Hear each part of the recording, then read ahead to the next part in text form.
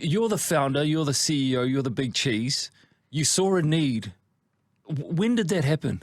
Oh, wow. So, well, these things don't just spring up out of nothing, do they?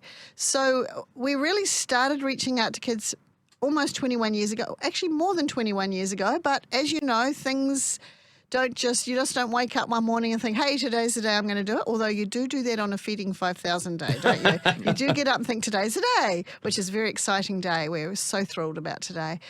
So, it happens over a period of time over your life where you feel God speaking to you about things, where you feel stirred in particular areas, and,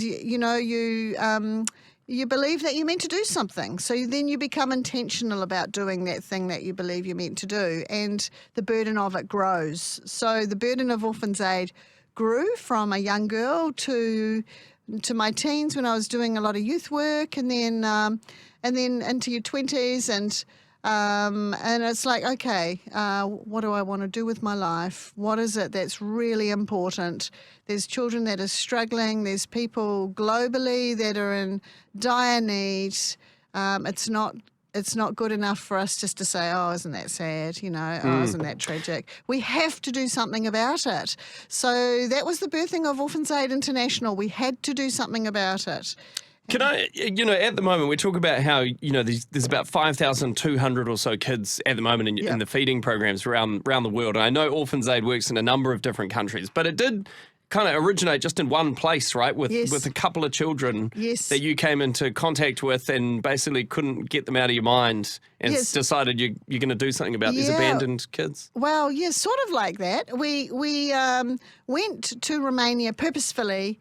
I thought I was going to have to search for these kids, but actually there was no searching required because the opportunity came to us and sort of landed on our lap. There was children living in the hospitals, and at that time the government of the day wanted to take children out of the hospitals. They wanted the infants not to be living there. So that was a wonderful opportunity because they needed to live somewhere. Yeah. And so with our long-term partners in Romania, my kids were only small, my husband, we went to Romania to see what we could do. And on that particular trip, we met the first lot of kids who would come into the house that eventually, a lot of you would have heard of it, named Kasakiwi.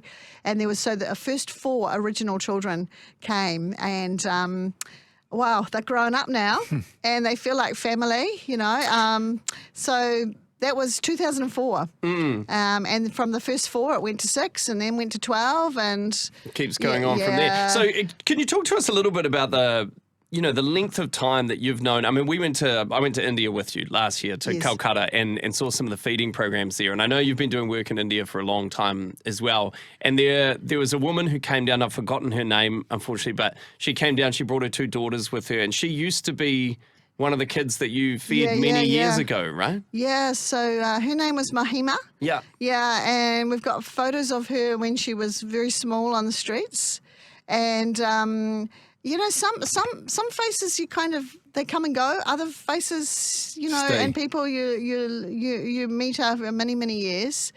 And she was one actually that was living on the street, fell in love with one of the other street boys, went through their teenage years, wanted to get married. Yeah. But it wasn't a happening thing because one was Hindu and one was Muslim, so that wasn't a happening thing. But anyway, cut a long story short, they did end up by getting married, and they ended up by moving into a home of their own. And her husband, he's actually on some of our original artwork, even on our logo. I noticed his face was there when he was a young boy. Well, Wow. When you see the Orphans Aid logo on our Facebook, there's a half-cut face. Yeah. And that is her husband when he was a wow. child. Yeah.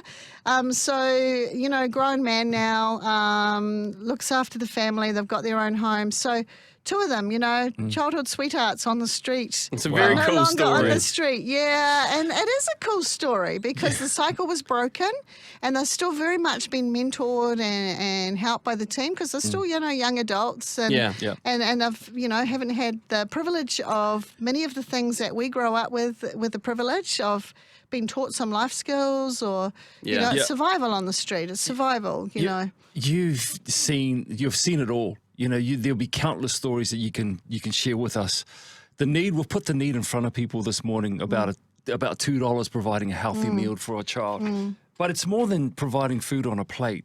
You know, we're trying to articulate that it's stability. It's a chance to dream about a better future. That's right. Can we speak into that? Can you just chat into that quickly? It's also, in a really basic way, it's also safety from being whisked away over a meal. I mean, I know in one of our project areas, in India, in northern India area, one of the team there is very good at just keeping an eye on kids from certain families because he knows those kids are hungry.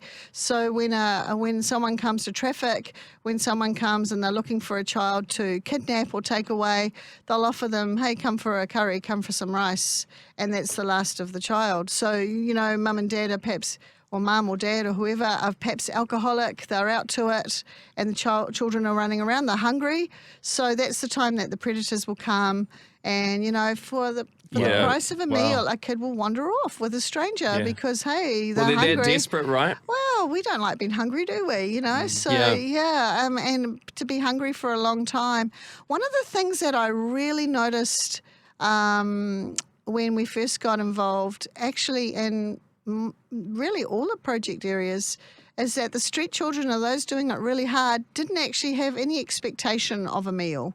Because they're not like us where we're going to have lunch and we're going to have dinner, you know, and we kind of, our bodies are set to a time. It was sort of like if they got a meal, they got a meal. So there was sort of this non-expectation that they were going to even eat. It wasn't like they were turning up at mealtime. Yeah. So, so to give them one meal a day, one decent meal a day, was just a tremendous survival, and keeping them in the right place with the right people. And enabling them to, you know, to learn, to grow, to be mentored, to see that there was more, like you said. Yeah. Well, we love the work that Orphans Aid does, Sue. So we want to try and raise as much money as possible today, provide as many meals for these kids as possible. And Sue's talked about the importance of it and, you know, what it protects them from. Because the reality of life for a lot of these people is not only hard, but often dangerous. Yeah, you know, it's very, very vulnerable. So that meal can be the barrier between that lowest rung of poverty, which can lead to all sorts of terrible outcomes. Exactly. Just even to stop just stopping the begging, stopping going out and you know, getting into dangerous places. So, yeah, many of the children that have come to our home in Romania were from beggars on the street, and, you know, their family would send them out begging. So, and same with India as well. Families would send them out begging, and to just even to break that cycle so they're not, you know, spending their day going through the rubbish bins where the rats live, you know, but they're actually able to learn, to grow, to think about, you know, just not the basic survival. As you say, there's so much more. But if we don't meet their practical needs, how can we even begin on the more?